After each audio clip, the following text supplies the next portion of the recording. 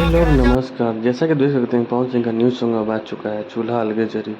Back to back उनका new song आएगा। अब इलेक्शन के चलते उनका सॉन्ग नहीं आ रहा था 3-4 महीने से।